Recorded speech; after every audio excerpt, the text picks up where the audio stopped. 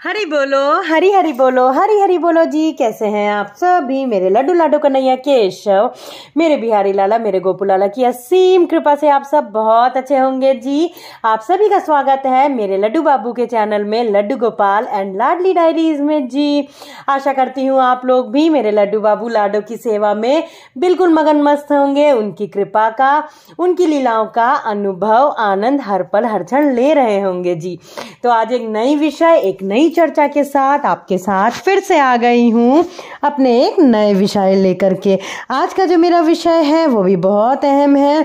मैंने जैसे कि अपने प्रीवियस व्लॉग में बताया था कि बसंत पंचमी से लड्डू बाबू लाडो की जो सेवा है उसमें कुछ परिवर्तन होंगे। क्या परिवर्तन होंगे, तो आज इस वीडियो में हम इन्हीं विषय पे चर्चा करेंगे। तो चलिए शुरू करते हैं आज के व्लॉग को।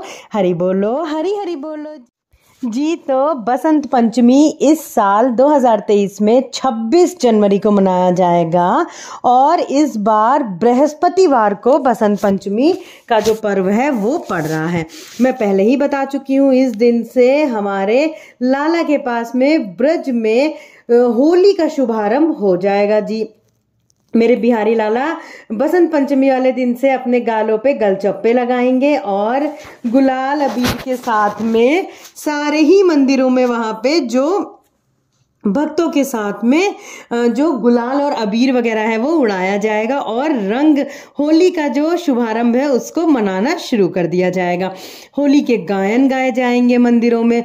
तो बहुत ही अद्भुत और भी ज़्यादा जो एक होली की जो रौनक हो जाती है सर्दियां जाने के बाद, फिर थोड़ा सा जो मौसम खुलता है बसंत पंचमी से, इसमें बहुत सारे परिवर्तन होते हैं लाला के मंदिर में भी। तो आज हम इन्हीं विषयों पे चर्चा करते हैं जी। तो देखिए, आपको क्या करना है, लड्डू बाबू लाना है। उसमें सबसे पहला परिवर्तन लाना है कि जो हम लोग अंगीठी हीटर लगाते हैं उनको अब हमें हीटर और अंगीठी लगाने की इतनी आवश्यकता नहीं पड़ेगी, क्योंकि बसंत पंचमी से मौसम काफ़ी अच्छा हो जाता है। जो ठिठुरन वाली गलन वाली सर्दी होती है वो अब धीरे धीरे समाप्त हो जाएगी जी। लेकिन देखिए, ये भी कोई आवश्यक नहीं है। हो सकता है मेरे शहर में ठिठुरन और गलन वाली जो सर्दी है वो चली जाए, लेकिन आप जहाँ पे रह रहे हैं वहाँ पे जो सर्दी है वो तो आप अपने शहर के जो मौसम है उसके अनुरूप आप लाला लाली की सेवा में परिवर्तन करिएगा जी। ऐसा ना हो कि मैं आपको बता रही हूँ कि बसंत पंचमी से ये चीज़ें नहीं करनी है, तो आपके शहर में ठंडी अच्छी खासी पड़ रही हो आपकी जगह पे, लेकिन फिर भी आप ऐसा ना करें। तो ऐसा ना करिएगा। अपने जो आप जहाँ पे हैं अपने शहर, अपने वहाँ के मौसम के हिसाब से लाला लाली की सेवा में परिवर्तन करिएगा। तो जो परिवर्तन खास देखने को मिलते हैं, जो हो जाते हैं, उसमें पहला है कि अंगीठी की इतनी ज़्यादा ज़रूरत अब हमें नहीं पड़ेगी, क्योंकि जो गलन वाली सर्दी है वो बसंत पंचमी से बिल्कुल ही समाप्त हो जाती है जी। तो पहली बात तो ये हो गई।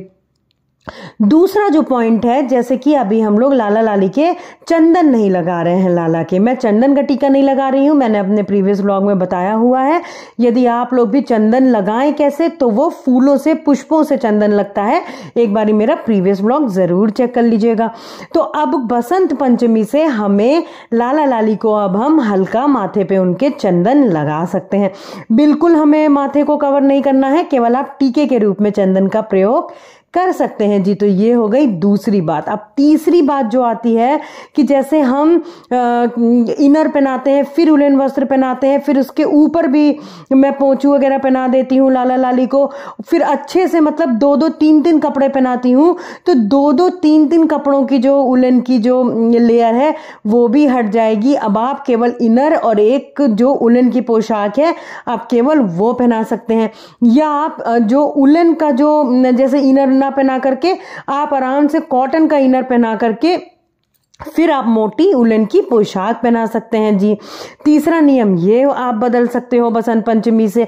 और भी बहुत सारे नियम बदल जाते हैं, जैसे कि हम लोग धूप में, अब खुद ही आप देखिएगा बसंत पंचमी और शिवरात्रि से आप भी धूप में ज्यादा देर नहीं बैठ पाएंगे, क्योंकि सर्दियां बिल्कुल समाप्त होने के बाद जो बहुत सारे मंदिरों में भी लाला के पास में बहुत सारे जगहों पे लोग पुष्प नहीं चढ़ाते हैं। मैं भी पुष्प नहीं चढ़ाती हूँ ठंडकों में लाला लाली को, बस जो सजावट है वो कर देती हूँ।